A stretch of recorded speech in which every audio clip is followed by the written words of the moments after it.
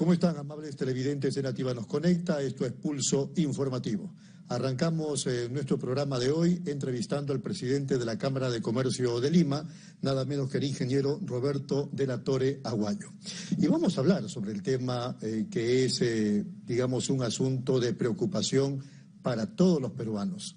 La violencia en las calles, la inseguridad ciudadana, cómo es que el gobierno está haciendo o no lo suficiente, por lo menos para frenarlo, y qué se hace desde el Congreso también, y cuál es el pronunciamiento de los empresarios de diferentes rubros, de diferentes instancias. ¿Cómo está, ingeniero? Buenos días. Buenos días, muchas gracias por la entrevista.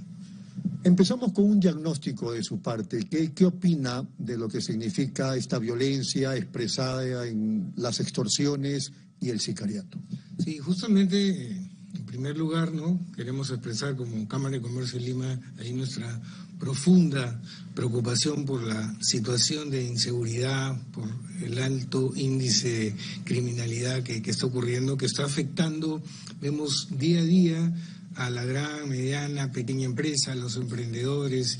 Ya ninguna actividad económica está a salvo. Bodegas, restaurantes, salones de belleza, ferreterías, e incluso hasta ya comedores populares. Entonces, esto es inaceptable, y no solamente está afectando a las empresas, sino a la ciudadanía, al ciudadano de a pie, que ya estamos viviendo en un clima de zozobra, incluso, si vemos las últimas encuestas de Ipsos, el 63% de los encuestados dice que la seguridad ha empeorado en los últimos 12 meses.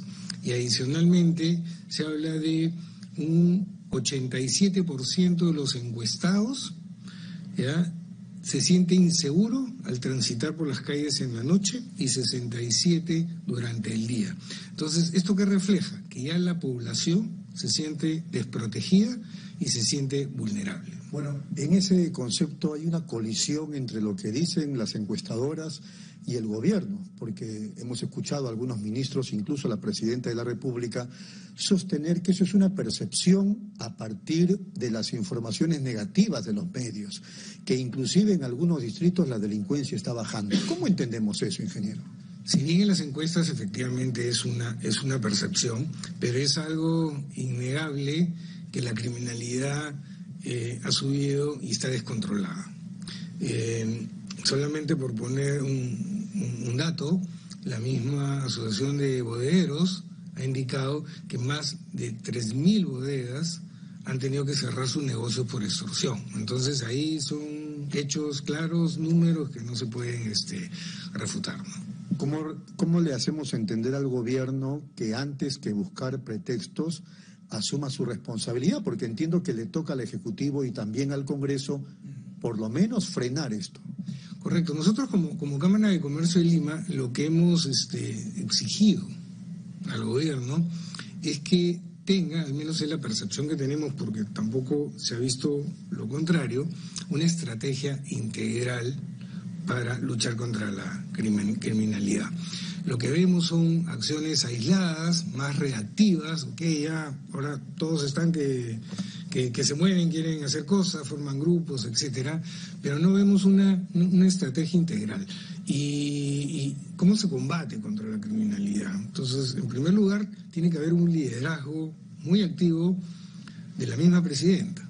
Es la que preside la CONASEC, que ayer se han reunido, ha habido 2 reuniones en lo que va del año, ayer ha habido la tercera, que no invitaron al sector privado, en la segunda había un compromiso del gobierno en que el sector privado iba a participar en CONASEC, ayer nos han avisado, al menos que tenga entendido. Y segundo, presupuesto. Tercero, inteligencia, que es lo que se hay que reforzar, y articular con todos los órganos involucrados. Entonces, nosotros estábamos planteando, por un lado, por el lado del Ejecutivo, en primer lugar, que ahí vemos los otros poderes, que que se declare una de las acciones dentro de tantas que se puedan presentar, que se declare en emergencia a la Policía Nacional. Porque los estados de emergencia que están habiendo en los distritos no han funcionado, ya hemos tenido muchos estados de emergencia y al final no han sido sostenibles y no han tenido el éxito que se esperaba, ¿no? Pero, ¿por qué declarar en emergencia a la policía? ¿En qué aspecto? En el aspecto de poder apoyarla en equipamiento rápidamente, en infraestructura, en equipamiento, en toda la logística que necesita para poder enfrentar a la criminalidad. Pero eso amarrado, que cree una comisión ad hoc para que pueda supervisar todas las compras. Al declarar en emergencia, se facilitaría que puedan hacer compras directas, pero se puede prestar a corrupción.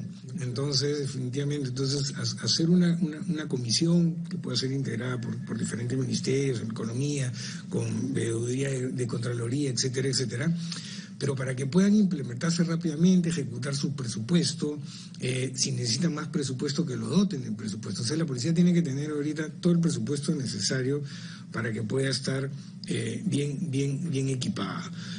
Adicionalmente también, para que pueda, hay muchos oficiales, en donde se debe incidir es en inteligencia. Se tiene que reforzar, no vamos a vencer a la criminalidad si no es inteligencia. Tenemos la experiencia del GEIN en la época del terrorismo, que fue lo que ocasionó, lo que causó que caiga el terrorismo y fue el éxito. Bueno, ayer conversábamos con dos exministras de Justicia, la doctora Adelia Muñoz y la doctora Marisol Perestello, y ambas coincidían porque yo les planteé lo que usted señala, una suerte de estrategia integral, porque esto ya lo ha dicho en otros medios de comunicación, y ellas decían que la estrategia integral va a ser fundamental, y para eso hay que considerar la inteligencia, que usted también menciona, y un marco jurídico que permita la aplicación de estas operaciones estratégicas.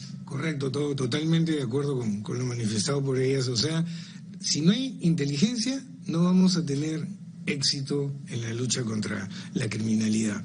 Y parte de esta declaración de emergencia a la policía, por ejemplo, hay muchos oficiales, mucho personal de investigación y de inteligencia que están retirados, buenos profesionales, que podrían ser captados nuevamente, contratados nuevamente para que ayuden. E incluso, como tenemos el estado de emergencia, con el apoyo de la Fuerza Armada, entonces también estábamos proponiendo que se cree como un sistema integral de inteligencia entre Fuerza Armada y Policía. Las Fuerzas Armadas tienen muy buenos sistemas de inteligencia. Entonces, y solamente ese grupo de inteligencia coordinado con Fuerza Armada para combatir la criminalidad, las organizaciones criminales. Entonces, es otro de los planteamientos que estábamos haciendo. Adicionalmente, nos preocupa que hasta ahora no se ha hecho nada, se tiene que reducir la brecha de policías, el déficit de policías. Todo el mundo sabemos, los expertos indican que más o menos el déficit es de 50.000 policías.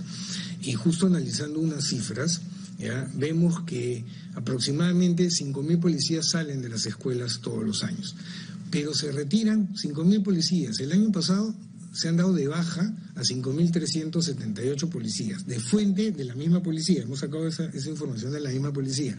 Y los años anteriores también, 5.200, 5.000 y pico. Entonces, si salen 5.000, pero se van 5.000, nunca vamos a reducir la brecha. Y no se ha hecho nada al respecto hace años. Entonces, se tiene que tomar medidas para también reducir la brecha policial. Por otro lado, en el lado del Congreso, por eso estamos hablando de algo integral. En el lado del Congreso han estado dando leyes muy malas, que todos lo sabemos. Como Cámara de Comercio de Lima hemos venido oponiéndonos a la modificación, a la nueva ley de crimen organizado. Incluso hemos sacado muchos pronunciamientos cuando ya estaba aprobada para que el Ejecutivo lo observe. Ahí se ve en los medios que hemos estado saliendo y no lo observaron. Entonces, esto es vital, que esa ley se rectifique o se derogue. Hemos escuchado ahorita que en la Junta de Portavoces no se ponen de acuerdo para derogarla, pero por lo menos que se deberían poner de acuerdo en modificar. Hay dos aspectos vitales ahí, porque eso permitió la definición de organización criminal.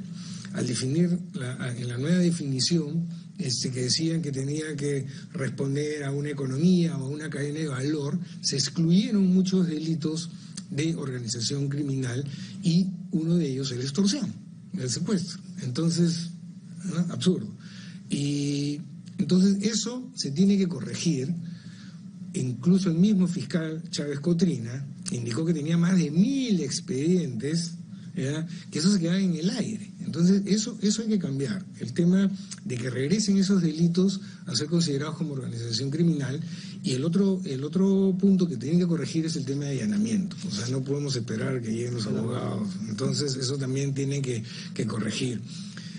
Pero adicionalmente, el Congreso lo que debe hacer es también ver cómo saca leyes a favor de la lucha contra la criminalidad. El marco jurídico que hablaban las doctoras, ¿no? Muñoz y Perestello, y también de protección hacia la policía. O sea, a la policía le tienes que dar todo el respaldo también jurídico para que luche, ¿ya? Y porque a veces en esa lucha terminan enjuiciados. Entonces eso también se tiene que corregir. Ellos se tienen que sentir todo con la suficiente protección para poder combatir libremente la criminalidad. Y hay otra ley que está en el Congreso que nosotros también venimos ahí pidiendo que se apruebe, que es la de flagrancia, ¿ya? Consideramos que si bien eso no es para organización criminal, es para delincuencia común, delito patrimonial, que es lo mayor, que es lo más grande en porcentaje, ¿no? El robo celular.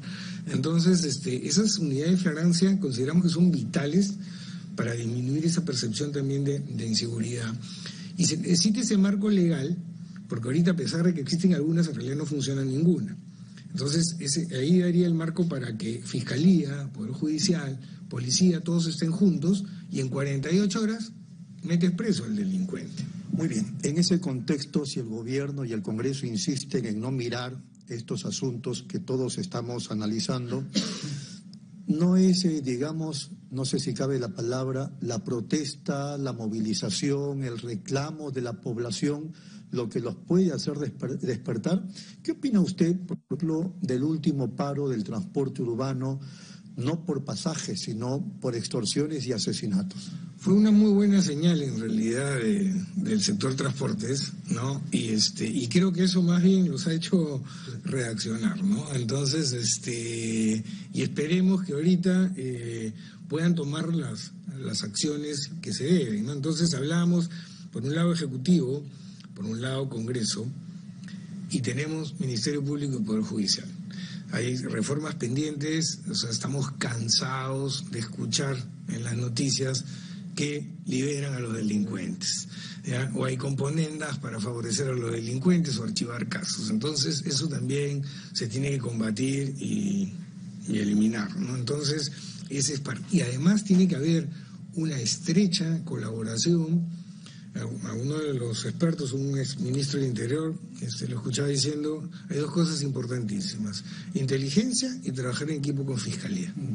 Entonces, al exministro Vargas. Entonces, Fiscalía es vital en esta lucha contra la criminalidad y tienen que trabajar conjuntamente. Y finalmente, en esta parte de la estrategia integral, cárceles.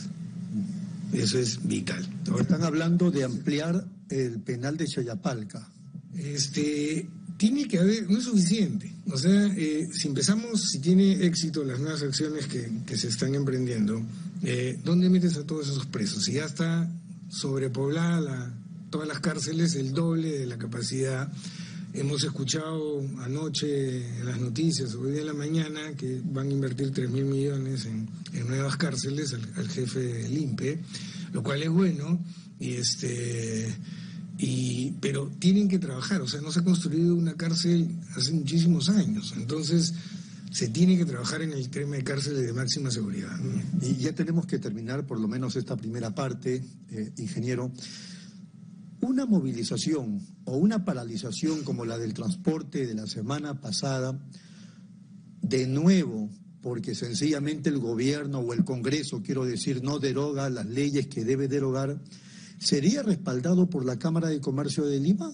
¿O no necesariamente ustedes prefieren ponerse al margen de las protestas? Yo creo que ahorita, con los anuncios que se está teniendo por el lado de las acciones del Ejecutivo, el Congreso mañana va a ver, y hoy día ahí tenemos entendido que una reunión de expertos para ver el proyecto de ley de terrorismo urbano, que podría ayudar. Yo espero que no se llegue a eso, porque hay un dato importante, el costo de la criminalidad y de la inseguridad para el país.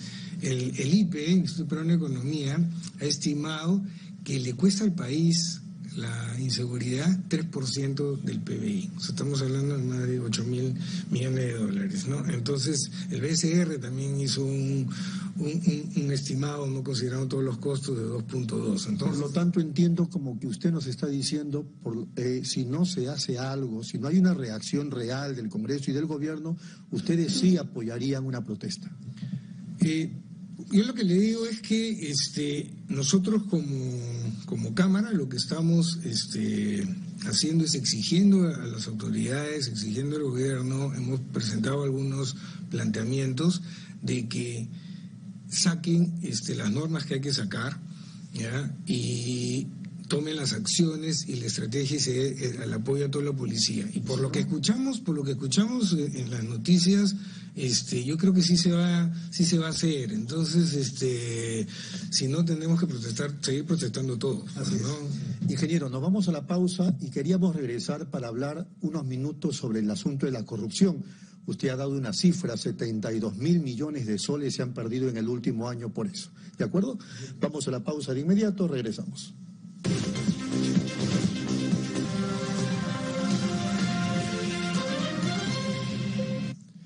Muy bien, seguimos en Nativa Nos Conecta, esto es Pulso Informativo, estamos conversando con el presidente de la Cámara de Comercio de Lima, Roberto de la Torre Aguayo. Vamos a abordar el asunto de la corrupción, porque hace algunas semanas atrás la Cámara de Comercio de Lima se pronunció en el sentido de que en el último año se han perdido 72.000 millones de soles por corrupción. Por favor, quisiera que nos dé algunos detalles de esa cifra, por favor. Sí, correcto. Es en realidad en los 3 últimos años, ¿no? Es una cifra que la Contraloría ha dado, la Contraloría ha estimado que el costo de la corrupción el año pasado ha sido de 24.000 millones de dólares, ¿no? Que es altísimo, es otro flagelo que tenemos y que tenemos que combatir, porque con esa cantidad de dinero hubiésemos podido construir 50 hospitales de primer nivel, 1.600 colegios, generar 1 millón de puestos de trabajo. Entonces, 72.000 millones de soles entonces 2021, 2022 y 2023.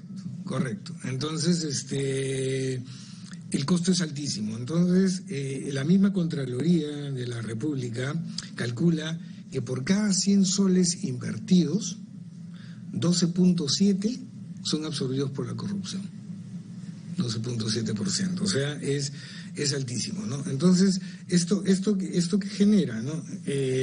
Al final, la población más vulnerable es la que se ve más perjudicada, porque con todo este dinero podríamos haber construido todas esas obras que le comento, ¿no? Y sobre todo, genera impacto en las inversiones, porque un país que es visto con mucha corrupción, entonces un inversionista extranjero o incluso nacional dice, mejor no me meto porque voy a tener incluso estos sobrecostos, ¿no? Entonces al final todo afecta a la economía. Y en el índice de percepción de corrupción que ha hecho Transparencia Internacional, ya el Perú ha caído del puesto 101 que estaba en el 2012 al 121 el año pasado.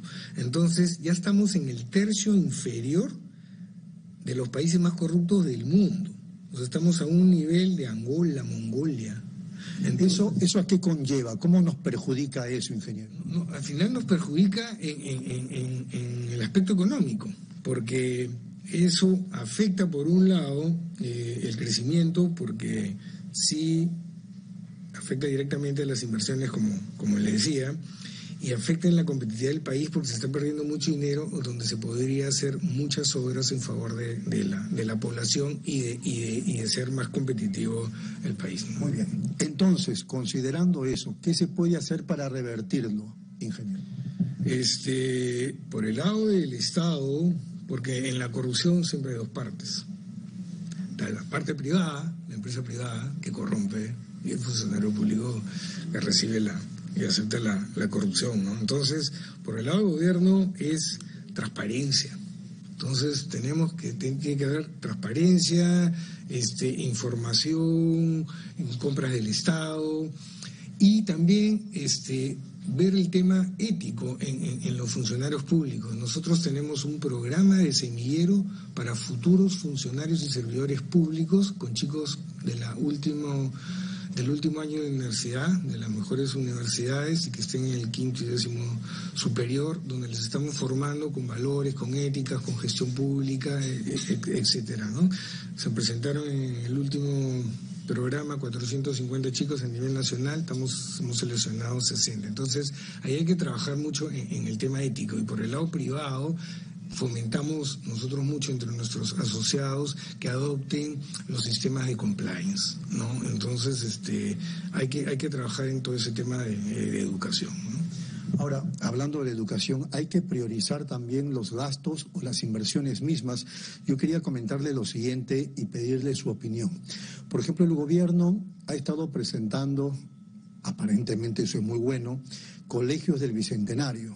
Ha construido nuevos colegios con una logística increíble, con una tecnología muy, muy buena, que son más o menos entre 30 o 50 colegios. Pero hay algunas protestas en el sentido, y yo creo que con razón, que no sé qué dirá usted, ingeniero, de que antes que hacer colegios del Bicentenario, pensemos en los miles de colegios que no tienen servicios básicos, agua, desagüe, techo. Es que hay una reforma pendiente que es la reforma de la educación y creo que es la base para el desarrollo de un país. O sea, si no tenemos buena educación, nunca el país va a salir o va a alcanzar el desarrollo, ¿no? Entonces, ahí hay que trabajar en todos los aspectos. Estoy de acuerdo, o sea, se tiene que trabajar en todos esos colegios que no tienen nada o están en muy precaria situación. Se tiene que trabajar en la capacitación de los maestros, en la calificación, no retroceder en todo en lo que se había avanzado con el sistema educativo, revisar currícula. Entonces, poner educación cívica, tema de valores. Entonces, en realidad hay una reforma educativa pendiente porque no puede ser posible que en las pruebas PISA salimos pues que el 80 y tantos % no tienen ni comprensión lectora ni razonamiento matemático. O sea, nuestras cifras en educación son desastrosas y dan pena, ¿no? Así es. Sí. Ingeniero, ha sido muy amable. Muchísimas gracias a ustedes. Muy gentil. Ha sido el ingeniero Roberto de la Torre, nada menos que presidente de la Cámara de Comercio de Lima. Gracias por la atención. Regresamos.